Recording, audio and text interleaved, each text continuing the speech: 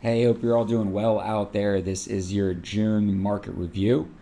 For those of you that haven't watched these videos before, the reason that I put these videos together each month is to give my clients the straightforward information about what's going on in the stock market and the economy, and then ultimately how that affects their investment portfolio that I'm helping manage for them.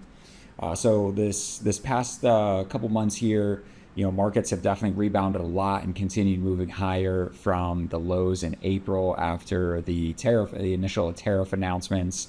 So some of the things I wanted to point out here, I'll bring up some different charts. If you haven't watched these before, I use a lot of visuals using charts and graphs to just kind of talk about what's going on in the stock market and the economy.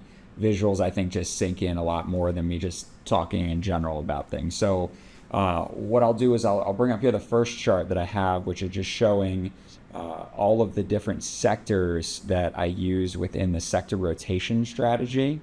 So this is, I know there's a lot of color in here and a lot of just movement, but if we look at the top part there, those are all the different sector funds. And then on the right side is the percentage rate of return for each of those funds from the beginning of the year through now. If you have an IRA with me, you're in this, at least a portion of your portfolio is in this strategy. If you're more aggressive, probably a larger portion or potentially all of it is in this strategy. So, each one of these, some have done better than others. Like industrials have done a lot better than home construction. Home construction is one of the smaller percentage-wise weightings in the portfolio, but that's lagged a lot because of interest rates staying a lot higher and there not being a lot of new home builds. Although this is an area I think that'll do a lot better, over the next few years because eventually, people are going to decide they're going to want to buy a house or they're going to want to renovate their house if they're, putting that off right now. So, but I want to just kind of show you this to show you at least like how the sectors are moving overall for the year. Everything is positive within portfolios. You're up probably a couple percent depending on the portfolio, maybe 2-3% here as of mid-June when I'm shooting this. So things have gone, relatively well, and I think that is a surprise to a lot of people. I know I was doing investment reviews with my clients that I typically do in-person reviews in Pennsylvania with, and a lot of them were surprised that their portfolio was actually positive, and that's mainly, I would say, in large part because of what the media puts out there, which is a big reason I do these videos each month, just really to cut through the BS that the media puts out there because, really their goal is to sell advertising, and they're going to do that by selling fear. And there's nothing more that sells fear than, talking about losing money in the stock market. So, or creating fear like you're losing money in the stock market. So, if you looked at your portfolio recently, you'll realize that you're actually positive for the year by a few percentage points. You're not down, which obviously is good news. So, this is just showing each of those sectors from the beginning of the year. Next chart I have here is showing those same sectors from the low of right after President Trump had put a 90-day pause on the tariffs and the rebounds that each of the sectors had. Semiconductors, by far and away, was the largest benefactor of that, along with technology stocks as a whole, just because semiconductor stocks and technology stocks, most of the manufacturing done for those companies is done overseas, so there is a very real impact that tariffs would have with those specific sectors.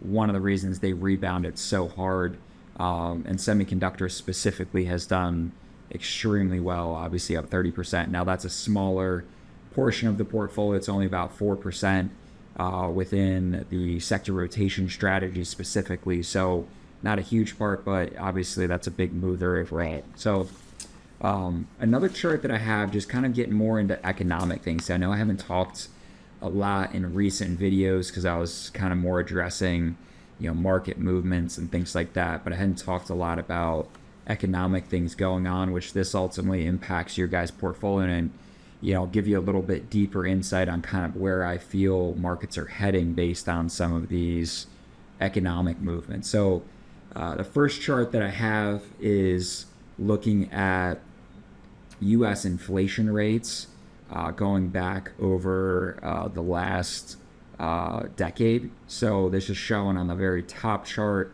You're looking at inflation rates. On the bottom chart, you're looking at the Fed funds target rate. So what we're looking at in comparison there is you can see the big spike up in inflation in 2022. That was the post-COVID, peaks of inflation. U.S. inflation rate, which is really the one that most people care, about when they're looking at inflation, because that includes things like groceries and energy costs. It was up at 9% at one point. Now it's only up to 2.3% over the last year. So for those people that are out there saying that inflation is still really high, factually you're wrong. Inflation isn't high. It's at 2.3%, which is relatively average spot for it to be. Core inflation is the Federal Reserve's main inflation number that they look at, and they'd like that to be closer to 2%. Right now, that's still about 2.8%. One of the reasons that they're not likely to lower interest rates, which they control the Fed funds target rate, which then impacts all other interest rates, things like mortgages, personal loans, car loans, etc. Every other interest rate moves off of the Fed fund rate, basically. And when you can see that opposite correlation there to inflation and interest rates in 2022, when they started raising interest rates, inflation started going down. And that's a direct result because people will spend less money and businesses will do less economic activity and investing when interest rates are higher. That's just kind of an economic phenomena. So one of the things that the Fed is likely to do, in my outlook here, is that they're likely to lower interest rates at some point, but not until inflation really continually keeps going closer to that 2% on core inflation. And one of the really good signs for the economy is that employment, which I have another chart here for showing you the employment end of things. Employment is a big impact on what the Fed is going to do with interest rates. So the two main things that the Federal Reserve cares about is employment and inflation. So, and what the tool is that they predominantly use to control those two is that federal funds target rate, or interest rates. Because if you have higher interest rates, what that'll do is that'll keep inflation lower.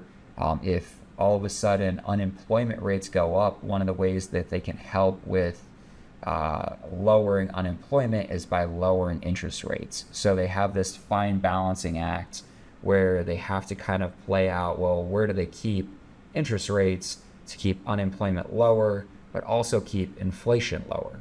So, they don't want the inflation rate to go up because obviously no one wants to see inflation higher than necessary. And that's just because we don't want to spend more money than what we have to on, goods. But we also, if you're somebody that is employed out there and you're not retired, you don't want to see unemployment rates go up because you don't want to lose your job potentially. And even if you're already retired, you don't want to see that, because if unemployment goes up, that's a bad sign for the stock market typically. So, kind of keep that in mind. The bottom chart here, looking at this employment chart, is looking at the U.S. labor force participation rate, which peaked back way in 2000, dropped off significantly during COVID, and still has not gotten fully back to where it was pre-COVID levels. So that's just because of so many people that are now out of the workforce overall. A lot of that being baby boomers retiring. So that's, you kind of consistently see that drop off there over the last couple decades. And really in the middle of the 2010s, that flattening out as more millennials, which is now the largest population by demographic, getting into the workforce in a heavier way during the mid 2000s. So the last chart that I have, kind of looking at things, because I get this a lot with people that are in the market for real estate, whether that be that they're looking to buy a home or potentially sell their home and downsize, whatever that may be.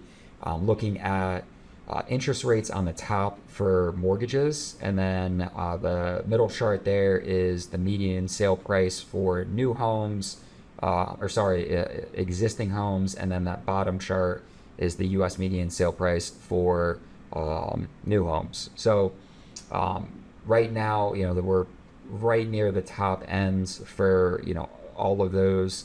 While new home sales, the prices have come down.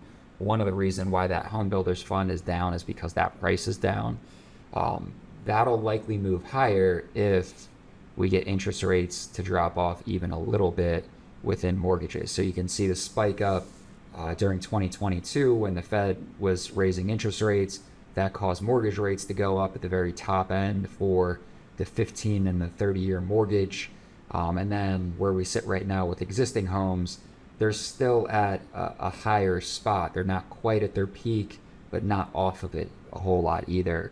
So it's definitely more of a buyer's market out there, but there's just not a lot of buyers out there because mortgage rates are as high as they are right now. So one of the things to look at there, if you're someone that is considering buying a house, especially those first-time homeowners or those people that are looking to get maybe a second property, is that don't wait for interest rates to drop, because what's going to happen if we see a drop in interest rates where a mortgage goes from 6.9% on a 30-year down to 5 point any percent, you're going to see a huge spike in the home price numbers there, whether it be existing or new homes, because there's such a large amount of people, there's so much supply or people that ultimately want to buy a house. They just don't want to pay for it at the current rates because affordability is an issue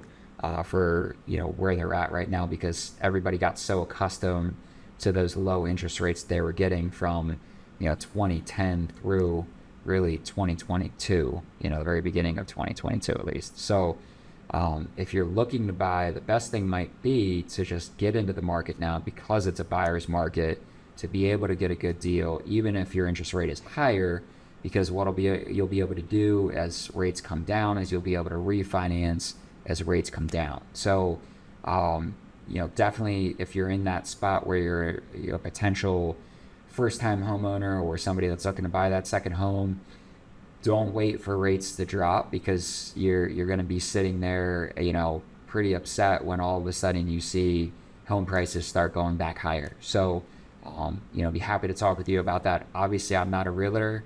I have no skin in the game for that. But my job as a certified financial planner is helping all my clients make good financial decisions based around where we're at in the economy and ultimately the markets. So real estate market included, because that affects your investment portfolios that I help you manage. So if you have more questions about that or anything else, don't hesitate to reach out to me. Be more than happy to go over anything specific within your portfolio or anything else that you have going on financially. We can be happy to talk through that, even if it's not an area where I'm directly going to be able to help you out, like with buying a home. Be happy to talk through kind of what that would look like from a financing end, as far as using investments or financing that through a mortgage, and talking with getting you linked up with a mortgage person. So I'll be happy to talk to you about those types of things. But if we didn't connect last month and you'd like to do an investment review, reach out to me, text me, call me, whatever works best. I'd be more than happy to set up some time to talk with you more in depth. If you have any questions at all, obviously reach out to me. If you have friends, family members, whoever that would be interested in having a conversation with me, give them my cell phone. Be more than happy to have a conversation with them about their investment portfolio and how I may be able to help them out with improving on what they're currently doing to make sure that they're making their money work the best that they can. So I appreciate you all taking the time to check me out. Until next time.